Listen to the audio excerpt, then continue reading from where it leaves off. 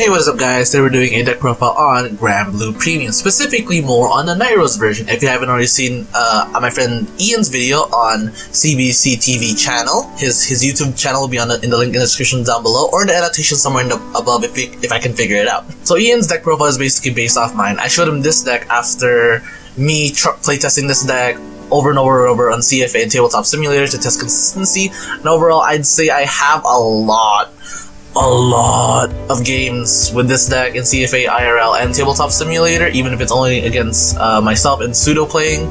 But overall, this deck did come from a lot of hardships and trial and error, literally trying cards as old from OG Guiding Zombie to frickin' what was his name? Oh yeah, Unfading Ghost Ship. So yeah, this deck got where it is with the help of Ian too, because he did recommend the Commodore Blue Blood, which at first I was weirded out, but it did solve that one issue, because everything else in the deck were staple ratios. There was just something missing that I really wanted to fix, and Commodore Blue Blood was that card. So without further ado, let's get right into my deck profile, and I hope you guys enjoy. And if you haven't already seen Ian's video and you are running a Bastard Standard, it is easy to switch into either this deck or Bastard Standard, and I really suggest going to his video and watching and leaving a like. And let's get into it.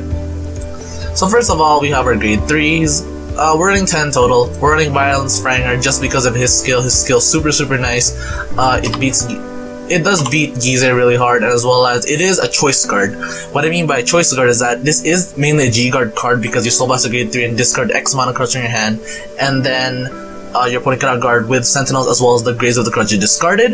However, it's also a choice card, because if your opponent has no intercepts and you know they have those grade 2 pieces that they need next turn, you can just use a skill, give it 5k from its own skill, and discard grade 1, 2. So basically, for a 17k body, they will have to discard 2 grade 2s, which they may need in their next turn, or G-Guard.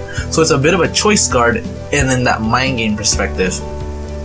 Next up, we have Nightstorm. The reason I run 2 Nightstorm and not Nightstorm and Columbard is because I don't like Columbards on boost requirement. Nightstorm is a standalone unit, meaning that you're less piece reliant on your kill turns, as well as you don't have to be as convoluted when it comes to killing people. Just straight and simple, Dragon face, and Nightstorm is here because he enables Dragon to reappear on board.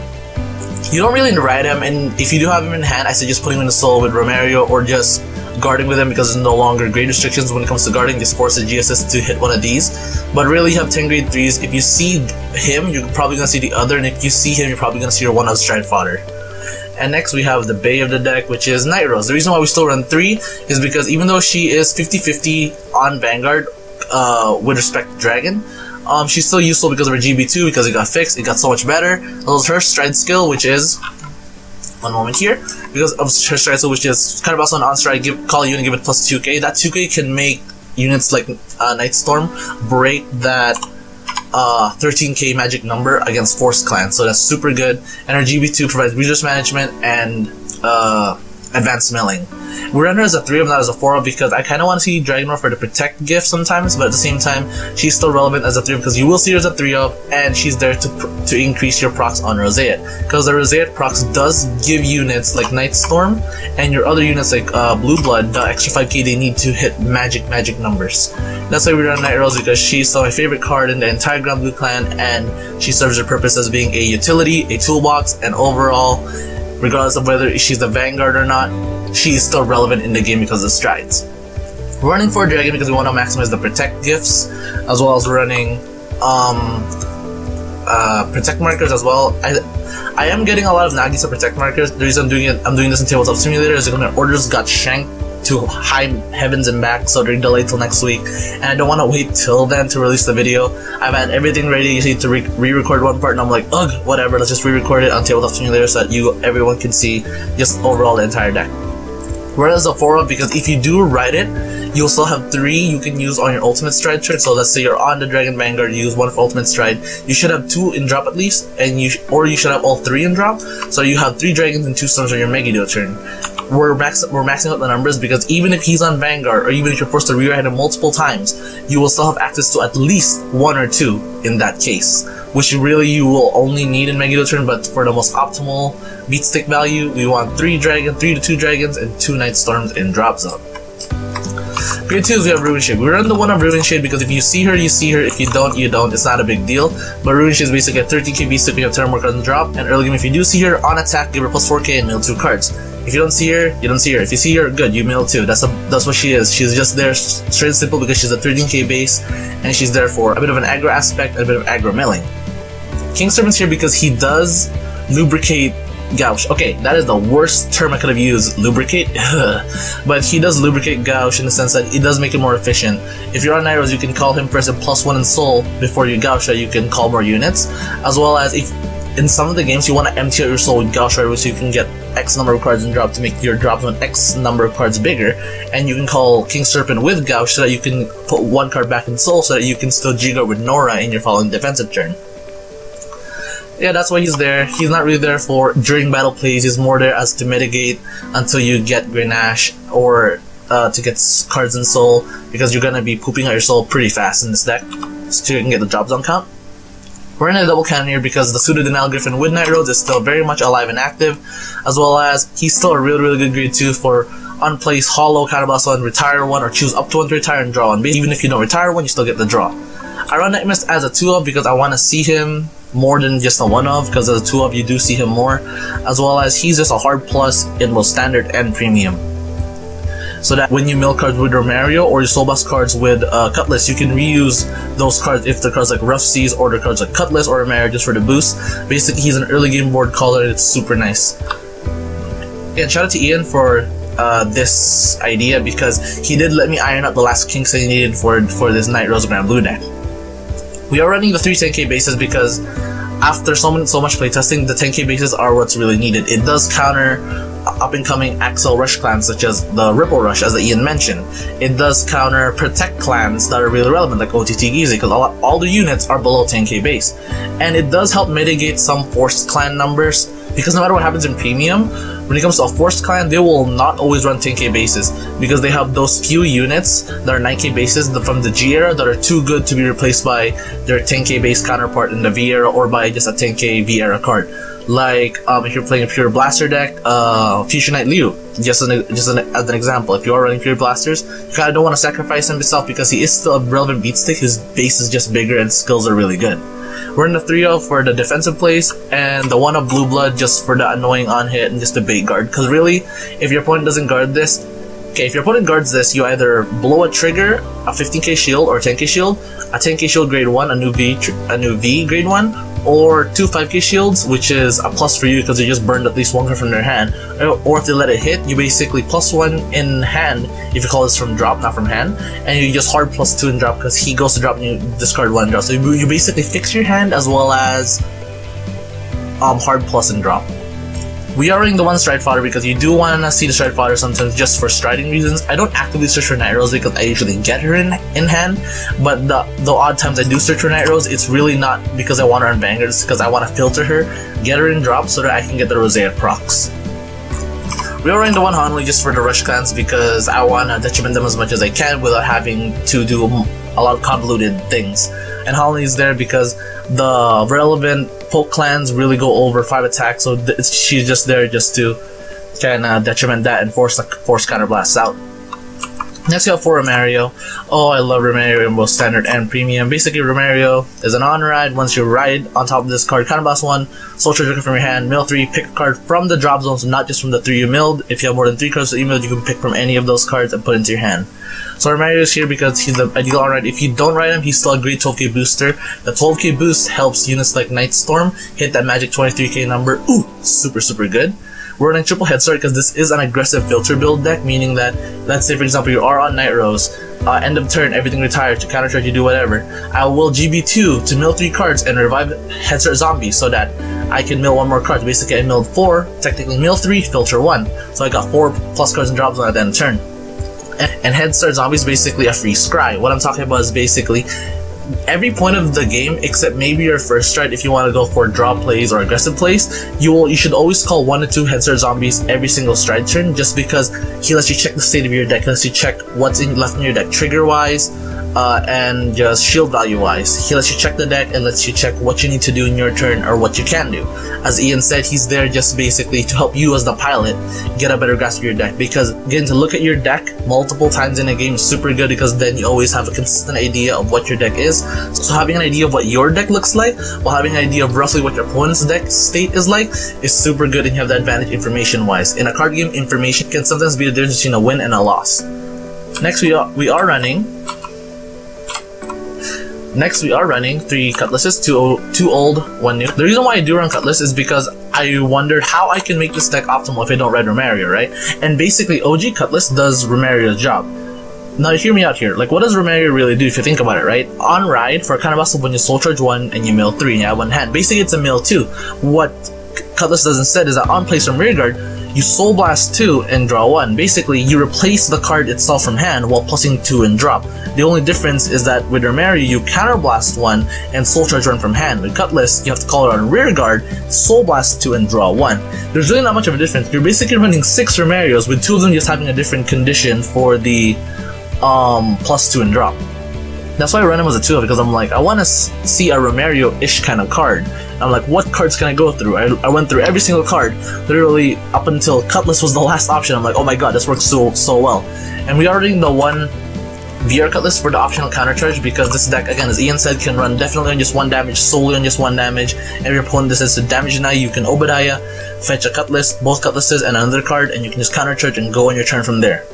And the middle one does help a lot, but overall he is just a free call and a free counter charge.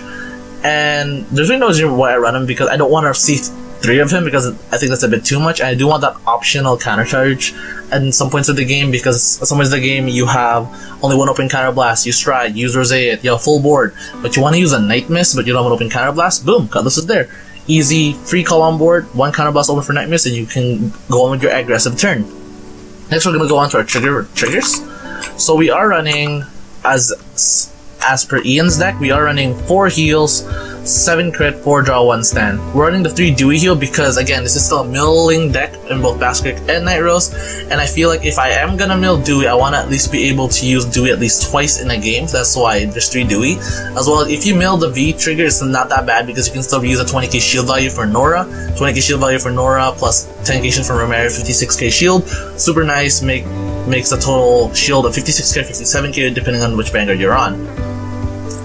Next we have for Rusty's Banshee. Rusty's Banshee is one of the only 5k crit trigger that'll stay over Rampage Shade, because her early game super. For example, right, we don't hit Romario, we only hit a unit like Head Start. You ride Head Start, you draw 1 from Guiding Zombie, you Soul Charge Rough Seas, and you see Dancing Cutlass. What happens here is basically you get a Romario on your first turn without even having to wait for your opponent to hit a damage. You basically Soul Blast 2 cards in your soul, plus 2 in drop, and you get to replace Cutlass from your hand. And if you have Night Mist in the preceding turn, you get to call Rusty's Banshee. And just free +1 right away, and refill your soul back up by 1 card. So she's super good in how I view the cards in the deck. We are running 4 draws because I've seen people run, 3 draw PGs and 1 grade 1 PG in the deck, like Ian's previous premium Bastric list, but I didn't feel like that was necessary because it's not that relevant, because you have no way of actively putting it to hand other than milling it by Romario, so why bother? I'd rather just maximize my 10k triggers and the amount of chances I have to draw, because the draw can help me accelerate, the draw can help me literally just discard my hand to my drop zone so I can just fill up the number of cards in my drop zone for a kill turn, and basically the grade 0 lock does kind of hurt with Ichitam, but at the same time it doesn't hurt to the point where it makes these irrelevant, because it's still a 10k trigger and it still plus you 1 in hand on drive check. As I run the 4 draws, we're on the 1 Mick, because Mick is the OG stand. He's super nice. He's one of the few GR triggers that did stay, just because he gives 10k to a unit, goes back into deck. Basically, he's a 15k trigger, 5k in trigger zone, 10k from his own skill, because he gives it to another unit before he goes back into the deck. And if you have a low enough deck, you will hit him by luck or by force to stand Night Storm on your kill turn and get another Dragon Call. We're running 3 Vieira crits just because the 15k shield's really good, and crits are really good, and Rampage Shade just cannot compare with a 10k V crit to 15k V shield. And we are running double Forerunner. We're not running Grenache as our main Forerunner because you don't need to see him in this deck. You don't need to see him as starting Vanguard in this deck, because you can definitely run with just King Serpent, and Cutlass, you can definitely run the entire game without your Nash even, to be honest. And running Guiding Zombie. And the reason why I came to the conclusion why Guiding Zombie is the best starter in either Baskirk or Nightrose variants or in just overall Granblue variant in terms of premium is because I was watching a Living Proof stack profile about Spike Brothers, and I'm like, oh, so that's why he runs the V starter, because it's a +1 right away and it fills your soul. And I'm like, what benefit does that have for Granblue? Oh, right, it does plus us at 1 hand immediately, and it does fuel soul, meaning that cards like Cutlass are already immediately active.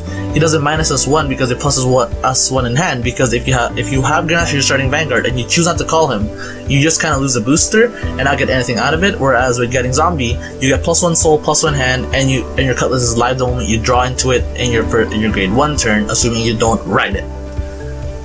So that's why I run Guiding Zombie. Now let's go to G-Zone, which my G-Zone is a bit different from Ian's because I like versatility, I like options, I like everything in between that, and I want to see everything that I need in every single situation. So let's go on to the G-Zone, and you'll see what I mean. So G-Zone wise, it's the same as Ian except for literally 2 cards. Blue Heart and Deep Courts. We'll get to them, but let's just go from top to bottom here.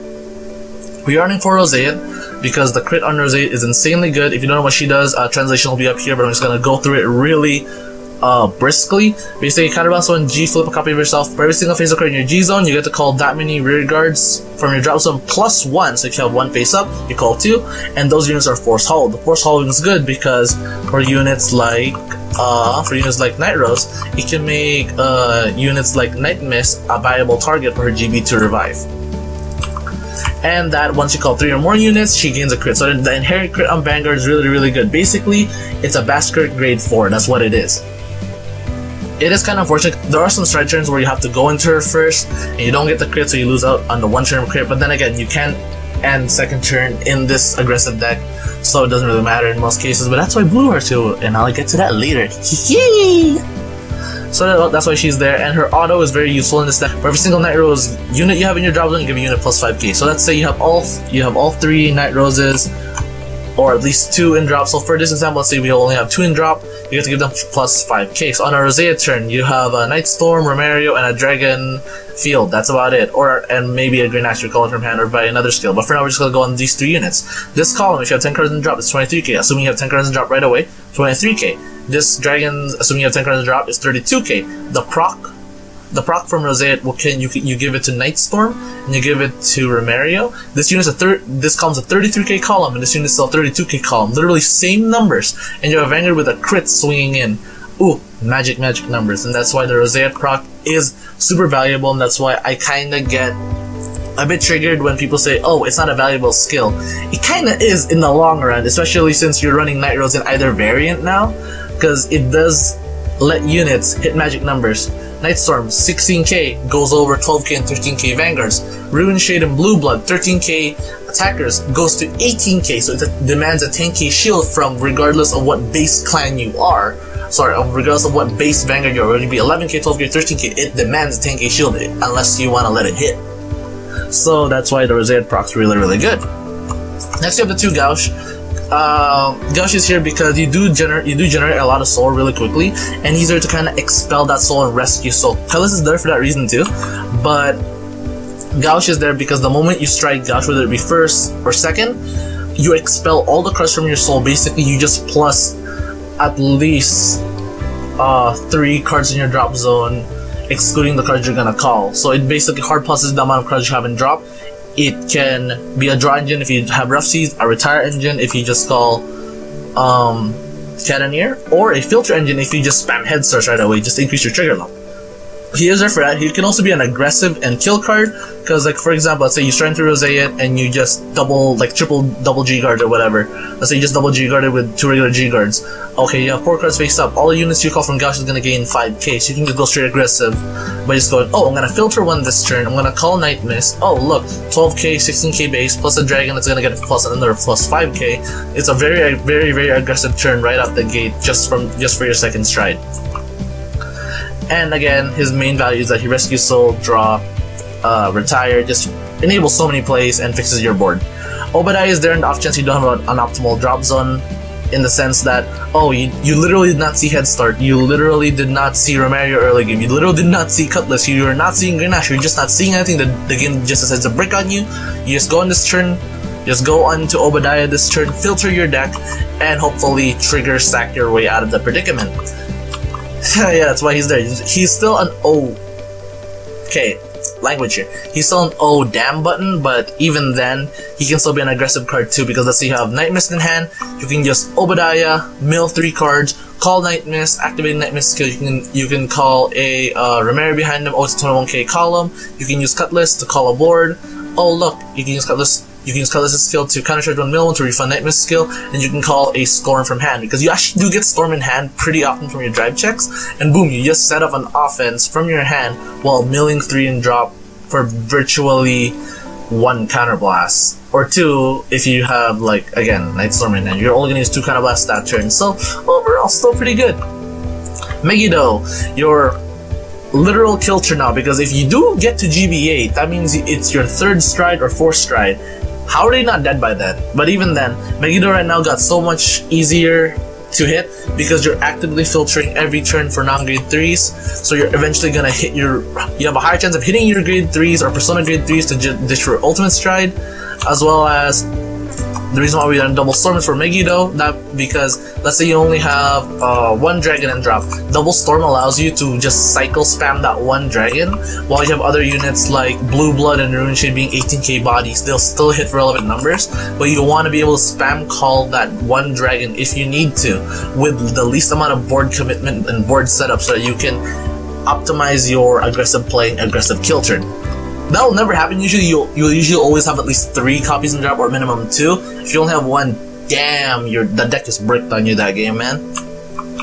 So Megiddo, so just gonna glimpse over Megiddo skill, counterblast 2, call up to 5 units, they all gain 5k, and the column switch ability. So because the column switch ability is also the end of battle, you can either retire dragon first or switch. Usually you switch, then retire dragons. So the moment their dragon retires, another dragon on field will get another plus 2k. Megiddo's solid kill turn. GB8 because, as Ian said, quote unquote, pirates need their ship, as well as he's still a really good endgame because all units get plus 10k, it just breaks magic numbers immediately, as well as if you do turbo into it or you do get to that point in the game, you can Galleon just to end the game, or if you do turbo into Galleon, you can Galleon and save Megiddo for your next turn if you have a decent enough hand, and end them with Megiddo then. But Galleon is just there because GB8 on plays call up to 5 units, they all gain plus 10k, and they all retire at the end of the turn. Basically another force hollow like Roseate, but it's not really a hollow. They just retire at the end of the turn. Next we have our G guards, 2 Negranora because you want to see the superior PG a lot, and because you can target units like Rick for a 20k shield value and Romario to get that sweet 56k, 57k total shield for Soul Blast of 1, and she's there for the Soul Blast because she expels the soul and like rescues cards from your soul. Raktum is there for drop 1 and draw, and if Link Joker is prevalent, we can tech buck her back in the grade 2s. Negra mode is here because you don't really need to mill in this deck, as Ian said, but at the same time, you do want, there are those times where you do want to rescue cards from your soul, but you don't want to use the Negranora yet. Like, you have 3 heals in hand, or at least, okay, for this example, let's say you only have 2 heals in hand. You don't want to use the Negranora yet, but you need a good shield value, and you need to expel soul. Negra mode, tada! Because hitting 15 cards in drop zones is really not hard, especially 10 cards in drop, it's really not hard. You just naturally get there really fast. D-Course is there because he's a 5k shield, and he's kind of like the last ditch mill button, because usually when I go into a Megiddo kill turn, I want to just get as many cards into drop zone, whether it be from hand, soul, or deck. And he's kind of there because I could be like, oh, okay, this is last attack, I'm just gonna drop everything in my hand to guard, use Deep Corpse to just get 2 cards from deck, and just get my deck as low as possible so that I have chances of hitting triggers because I filtered my deck properly with Head Start, as well as I just increase the drop zone count. And then we have the one Negra Lily because we still do have the defensive plays with Nightrose, with Night Mist and Cannoneer, the self-buffing Vanguard, as well as the Pseudo-Denial Griffin. Oh, before we go down to Blue Blood though, I will mention why I also ran Honolly is because it counters the soon-to-be tier B or a rogue Death Anchor loop, because even though Death Anchor will keep restanding, you will stop Enigmatic Assassin attack because they either have to counterblast them for the Enigmatic Column attack, or they'll just be spamming Vanguard, which is still easier to guard than multiple Enigmatic attacks. And lastly, the last piece de resistance to this deck, even though it's not a retarded saying that, holy damn, is Blue Heart. Blue Heart, I didn't expect, but he does come in super clutch some games. His skills basically act Vanguard once returned, not GB restricted. Choose up to 2 riggers from your drop zone and put him onto the field with 2 riggers to go occupied with a unit. Basically, if you have 2 units on board, you replace those 2 with two units from your drop zone. And before you say why that is a bad choice, let me explain real quick why I run Blue Blood. Running Blue Blood frees up my G Guardians so that I can run 6 G Guardians, as well as, if you didn't notice, the way I made this deck, right, or the way Ian merged it, you will notice basically in either the Bastard deck, or the Nightrose variant deck, or the Granblue variant deck, which is basically either or, when you use Cutlass, he will usually stay on board, and he's kind of an awkward unit to kind of get out, and sometimes you just open the nuts. Like, for this deck, opening the nuts means you draw into Romario, you draw into at least 2 Rough Seas Banshees, whether it be her skill, you have at least 2 Cutlasses on board, you ride a 10k base, and you have a rearguard on board. Basically, on average too, even if you don't draw Cutlass, right, you kinda, if you wanna poop out offense, you will usually have 2 rearguards on board, and if you do use Cutlass or do Expel Your Soul prior to striding, basically it makes Gauche irrelevant, because if you do Expel Your Soul with Cutlass, it's not going to be an optimal number for Gauche to be as optimal, because you want to at least call 3 to 4 units with Gauche right away to draw, to filter, to aggressively attack, and all that stuff. And sometimes you just have enough cards in drop zone to not Obadiah, because you're seeing the key units you need. You don't need to take that one turn and shank your hand that much of units, because you see everything you need, and you don't have GB active for Rosea, so you're gonna waste a turn of not having a crit on Vanguard, because you want to conserve Rosea's crit and auto for really good aggressive turns. So basically, I'm kind of like, I don't want to stride Rosea because I want to keep her crit, but I don't have enough soul and have a good enough drop zone, so I can't stride to Obadiah or Gauche either. I guess I'm forced to stride into her even though I can only call 2 units. Then I have to call over them. So I'm like, why am I wasting a Rosea turn then? Why don't I just use Blue Heart, call over those 2 units, and go from there? I get it doesn't activate GB2 right away, but the point of this is basically it's another transition card. Basically, it's basically another Obadiah in the sense that instead of filtering your deck, you literally filter your board. You just replace units on your board with better beat sticks, because sometimes you just mill Dragon right away, or you discard Dragon to stride, and you want to use it right away, and you want to filter right away because you got head start early game, or you got Grenache early game, which is the better part. Basically, Blue Heart's just there as a transition card to make Rosea a more threatening stride, because then your opponent's like, oh, he didn't stride into Rosea or Gauche, he's gonna have really good upcoming strides.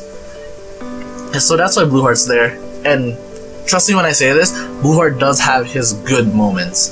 So overall, that is my deck profile. I hope you guys enjoyed the deck profile, and if you have any questions, feel free to message me on Facebook or my email. It'll be all on the links in the description down below. But before we end off this video, I will share a build that I did keep for a while. It is a hollow build, so if you are an Nightrose player and you want to keep that poke variant and not really feeling this build, I'll show you this build. So this is the poke variant Nightrose. We're running 4 Nightrose, Double Storm, 3 Dragon, 1 Hulk, and we are running quite a bit more hollow units. Basically, this relies on the bomber loop. Like, you Obadiah on first stride, usually you get the bomber to set up the offense, and that 1 turn offense usually gets you a lot. Basically, with Obadiah, you want to filter 3 bombers. Usually you see 1 early game, so you filter 2 bombers and a Grenache right away. You usually see 2 bombers right away, so you want to filter the 2 bombers and whatever card, since Grenache is your starting Vanguard, sorry. And so that you Counterblast 1, you get 3 units on board, 12k attacker, and a 24k column, 26k Vanguard, and with the stride skill, you call Grenache, so that you have, technically you have a 19k column, a 24k column, 26k Vanguard attacking. Basically, you filter your deck of 3 cards, increasing your trigger chances, and you basically have 2 intercepts that are not going to retire, and you just get free intercepts. This deck really is good and did win me a lot of games, I'll give it that. However, it did lack short when it came to the meta, just because the AK bases really did hurt sometimes, as well as it doesn't feel as smooth as this one. There are times where the deck just feels clunky and just bricks. But don't get me wrong, this deck is one of those spot rogue decks, so have fun with this build, and there are more variations of this build which I will share later on for those who want to keep Nightrose as their main Vanguard and want to go for a bit of a poke variant. That's why this deck list is here. So yeah, that's the deck profile, guys, and I hope you guys enjoyed the video. Like, comment, and subscribe. And again, thanks for watching this. If you already watched Ian's video and you just came here just so that you hear me talk, thank you a lot for that. And yeah, that's all I have to say before I ramble on. Peace and have a good night.